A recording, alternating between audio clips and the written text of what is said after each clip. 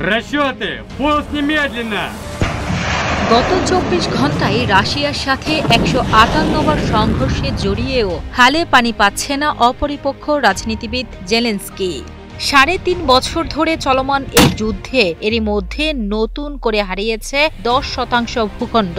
জেলেনস্কিকে কোণঠাসা করতে আবারও গত ২৮ জুলাই রাশিয়ার সেনারা ইউক্রেনের সামরিক বিমানবন্দর ও শিল্প কারখানায় হামলা চালায়, যদিও সেই হামলা প্রতিহত করেছে বলে ইউক্রেনের দাবি।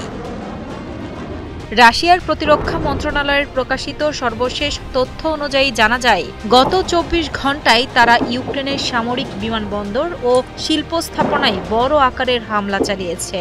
এই হামলায় রুশ বাহিনী দূরপাল্লার নিখুঁত অস্ত্র ও ড্রোন ব্যবহার করেছে। এর মধ্যে ড্যাগার হাইপারসোনিক ক্ষেপণাস্ত্রও ছিল। এছাড়াও রুশ সেনারা দোনেস্ক অঞ্চলে আরও ২টি নতুন এলাকা দখল করেছে। এছাড়া ইউক্রেনীয় বাহিনীর ছোড়া একটি হিমার্স রকেট এবং ২০৩টি ড্রোন ভূপাতিত করেছে রাশিয়ার বিমান প্রতিরক্ষা বাহিনী। অন্যদিকে ইউক্রেনের সশস্ত্র বাহিনীর জেনারেল স্টাফ জানায়, গত ২৪ ঘণ্টায় যুদ্ধক্ষেত্রে ১৫৮টি সংঘর্ষ হয়েছে।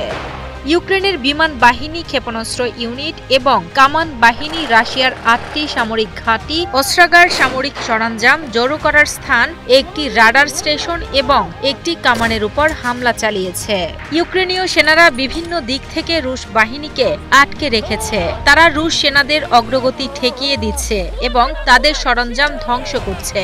এর মধ্যে ২৩৫টি সামরিক ড্রোনও রয়েছে বলে দাবি ইউক্রেনীয় বাহিনীর।